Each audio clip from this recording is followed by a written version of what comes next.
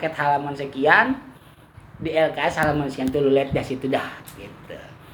Nah, kalau pentafsirannya di antaranya kata Syekh Nawawi, Allah Subhanahu wa taala memberikan gambaran di dalam hati para malaikat sehingga seolah-olah malaikat menyaksikan langsung.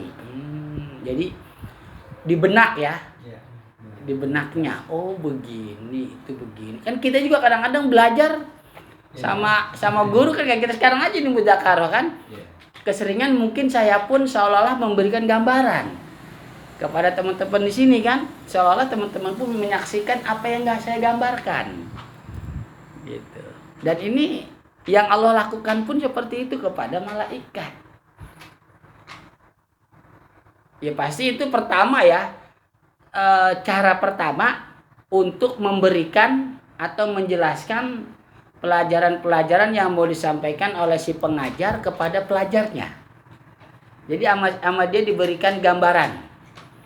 Ini gambarannya begini, begini. Akhirnya si pelajar pun ikut menggambarkan. Oh begini, ya. Oh iya. Berarti seolah di situ dia pun menyaksikan secara langsung. Tapi itu padahal hanya sekedar pergambaran. Ya. Mungkin kalau di film-film kartun ketika pergambaran di atas kepalanya ada ya ada gambar gitu, ada gambar kan?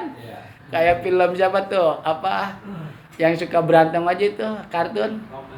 Tom and Jerry. Iya kan? Nah, itu biasanya ketika si Tom atau si Jerry, wah di sini ada gambarnya di atas kepala dia. Kalau gitu ada tulang nih.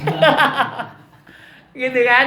Nah, itu dianalogikan ke dunia ya, dianalogikan ke dunia seperti itu. Jadi digambarkan. Akhirnya seolah jadi melihat langsung gitu ya. Terus cara yang kedua, kalau cara yang kedua dari nama-nama itu artinya ini, gelas.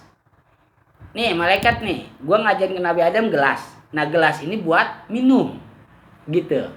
Ma'aniyal asma'i itu ma'aniyal asma'i maksudnya boleh kita pahami diantaranya kegunaan atau manfaat dari nama itu. Jadi seolah-olah bahasanya ya dianalogikan ke kita, ke makhluk. Allah mengajarkan kepada malaikat, nih malaikat, gua ngajarin ke Nabi Adam nih gelas. Gelas ini buat minum. Ini piring. Piring ini diantaranya buat makan. Ini sendok buat alat makan nyuap ke mulut menggunakan perantara sendok pakai tangan. Nah gitu, ma'aniyal asma itu. Ya. Asma kan namanya doang. Nah, kalau ma'aniya apanya? Fungsinya, kegunaannya. Motor, ini motor buat ini, mobil buat ini. Itu yang gua ajarin begitu ke Nabi Adam. Oh iya. Jadi yang kedua ini langsung diapain? Dikasih tahu bentuknya. Nah, sekarang apa nih namanya? Coba bisa. Nah, sekarang pertanyaan saya kira-kira ini namanya apa nih kalau begitu? Kalau dalam istilah orang ada yang bisa paham sesuatu secara langsung, ada yang suara. Apa namanya? Ayo. Audio visual. Bener gak? Iya kan? Kalau cuma sekedar membayangkan itu apa berarti? Audio ya? Ya, audio kan? Kalau visual ada gambarnya kan? Iya. Jadi ini kata Syekh Nawawi, arodohum alal malaikati, Allah Subhanahu wa taala memamerkan, mengemukakan pelajaran-pelajaran yang sudah Allah ajarkan kepada Nabi Adam terus diberitahu kepada malaikat. Itu dua cara. Kesimpulan bahasa dunianya apa tadi? Audio visual. Pertama dengan cara audio gitu kan. Audio kan berarti nggak ada gambarnya kan. Kalau visual ada gambarnya. Masya Allah, sampai ke situ mah ulama ya. Makanya orang itu beda-beda ya. Kadang dia bisa memahami pelajaran dengan cara audionya doang. Visualnya dia nggak ada yang begitu ya. Ada juga orang visual aja, audio enggak, ada. Ada juga yang mesti dua, audio visual, ada. Nah sekarang kita masuk yang mana? Nah itu masing-masing udah punya. Ya, masing-masing. Nah, ini diajarkan ternyata. Masya Allah. Kalau yang audio seolah-olah menyaksikan tuh. Iya kan? Audio seolah-olah apa? Menyaksikan. Kalau yang visual langsung menyaksikan. Gitu. Kalau visual langsung menyaksikan, Masya Allah. Seperti kayak teori sama praktek. Nah, itu dia bener. Teori dan praktek. Subhanallah ya. Itulah manfaatnya muzakarah, kita saling mengingatkan. Jadi ada istilah audio visual, ada istilah teori dan praktek. Itu. Kalau aja di podcast Mufid ya. Enggak ketahuan. Kalau mekanik. Kadang-kadang gitu. Teorinya nggak bisa, yang langsung praktek bisa langsung. Iya. Nah itu kan, itu dia, Masya Allah. Subhanallah ya. La haula wala quwata illa billah. Jadi tafsir itu udah, makanya wajar. Ada ungkapan seperti Imam Ghazali, kamu mau apa? Di Quran itu ada. Ya, mau apa? Di Quran ada. Cuman masalahnya kan ada yang secara langsung, ada yang secara tidak langsung. Secara langsung enak kita bisa paham. Nah, yang secara tidak langsungnya ini kita mesti mengolah dulu kan, menganalisa. Nah, kita karena di sini menganalisa bareng-bareng, itu kan akhirnya ketemu audio visual, teori praktek gitu. Masya Allah, subhanallah. Itu dia ya. Summa aradohum alal malaikati. Audio visual dan atau teori praktek. Sudah begitu ya, sudah begitu. Faqala ta'ala lahum taubihon. Jadi di sini gambaran duniawinya ya, gambaran duniawinya seorang pengajar kepada pelajar. Nah, ya. Seorang pengajar kepada pelajar. Udah dikasih tahu segala macam dan lain sebagainya. Gitu ya. Faqala ta'ala lahum taubihon. Taubih itu lamahu ala khotoin. Bahasa mungkin bahasa halusnya, ketika si pengajar mengajukan pertanyaan kepada pelajar, terus si pelajar itu nggak bisa, ada bahasa, duh gimana sih, kan tadi udah diajarin, kan kemarin udah diajarin, emang ketidur ya, emang meleng aja, bengong aja, begitu bahasanya ya, bahasanya begitu, bahasa halusnya ya. Karena kalau diistilahkan nanti Allah mengejek, itu sulitlah dipahami ya. Jadi faqala ta'ala lahum taubihon, diistilahkan ke bahasa dunianya begitu. Si pengajar ngasih pertanyaan kepada si pelajar, coba tebakin apa? Ayo coba apa tadi? Gitu kan. Jadi ketika si pengajar ngajarin si A, si B, katakanlah si A aja gitu ya, si A mungkin dia nanya, terus ketika si pengajar menjelaskan si A yang bertanya, tiba-tiba pas dilihat, wah si C lagi bengong nih, udah kan, udah jelasin semua kepada si A, si C, kamu coba tadi apa yang ditanya sama si A, terus bapak udah jawab juga apa coba. Nah, dia kaget kan, mungkin dia lagi bengong, mungkin dia lagi tidur, lagi ngantuk atau apa ya, apa ya. Nah, malaikat digituin sama Allah, ambiuni bi asma'i haulai al musammayati. Ayo coba apa? Nah, seolah-olah begitu ya. Seolah seperti itu. Ayo coba. Apa? Ya. Apa ya? In kuntum shodiqin. Nah, ini karena berkaitan dengan khalifah gitu ya. Fi za'mikum annakum ahaqqu bil khilafati mimman istakhlaftuhu. Ayo coba kalau memang kamu merasa merasa pinter, merasa bisa. Tapi ini bahasa terjemahan saya aja ya, diterjemahkan ke bahasa manusianya.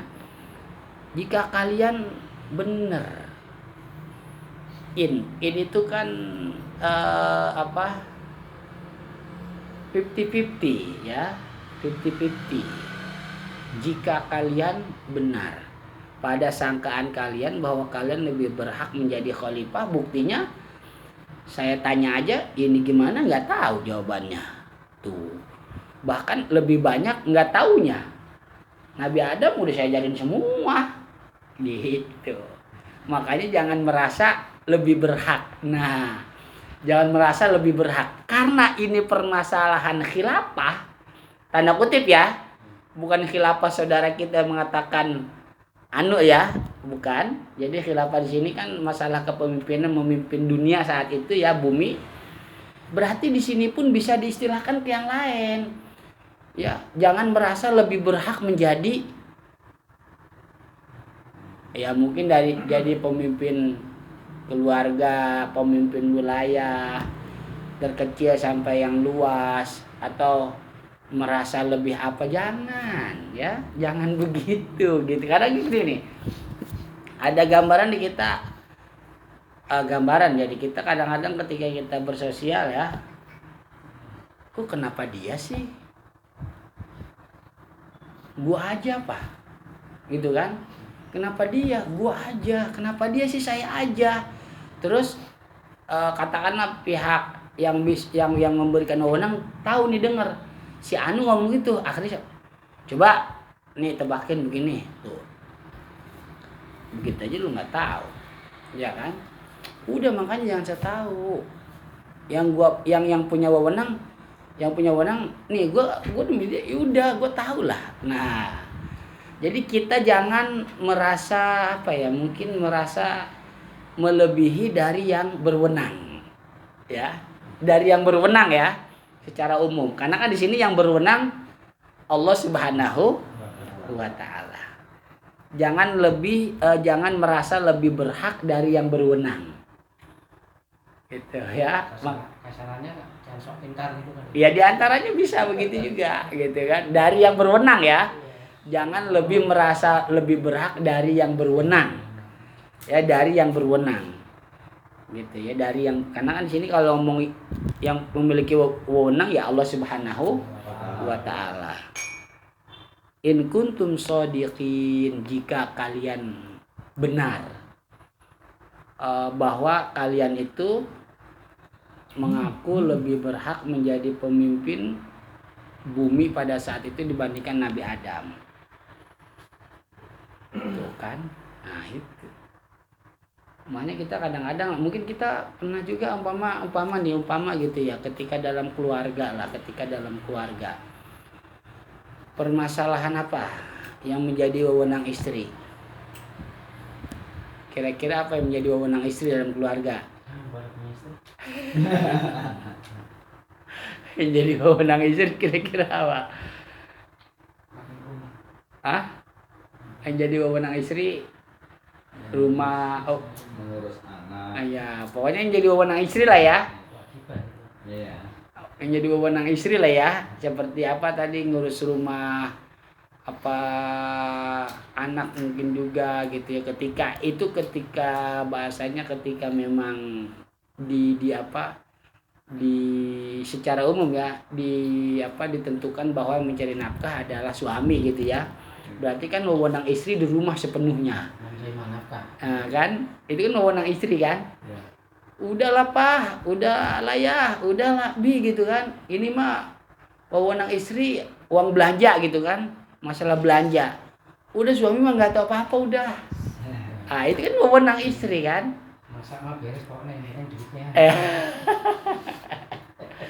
Nah jadi kita jangan merasa lebih berhak dari orang yang memiliki wewenang, dari orang yang memiliki kewenangan.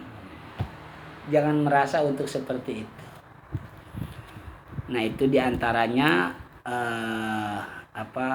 tafsiran dari ayat 31 yang ditafsirkan oleh Syekh Nawawi Banten. Terus ada hikmah lagi. Kenapa di sini zakmun? Za'mun itu prasangka yang salah. Za'mun itu prasangka yang salah. Enggak pakai prasangka yang benar. Za'mun, prasangka yang salah. Gitu. Ya. Prasangka yang salah. Nah, terus di sini lagi pun ada pelajaran. Di antaranya pelajaran itu menggambarkan ya, di sini menggambarkan di antaranya tentu sesuatu yang tahu semuanya pasti hanya Allah Subhanahu wa taala. Malaikat pun nggak tahu, ya, ada nggak tahunya. Malaikat pun ada nggak tahunya. Tapi ketika tidak tahunya malaikat ini tidak berarti juga untuk bisa mengurangi kemuliaan malaikat. Enggak ya. Malaikat itu bagaimanapun mereka itu mulia. Apalagi mereka itu kan maksum. Udah pasti. Malaikat itu selalu taat. Nah, ini berarti maksudnya adalah cuma pengajaran, sekalipun kita pelajaran ya, sekalipun kita mungkin merasa orang lebih lama belajar, lebih tua dari segi usia, fisik lebih besar, itu tidak menentukan dia yang berhak. Enggak ya, enggak. Nah, itu diantaranya yang barangkali bisa kita ambil dari tafsiran ayat 31 surah Al-Baqarah yang telah ditafsirkan oleh Syekh Nawawi Al-Bantani rahimahullah.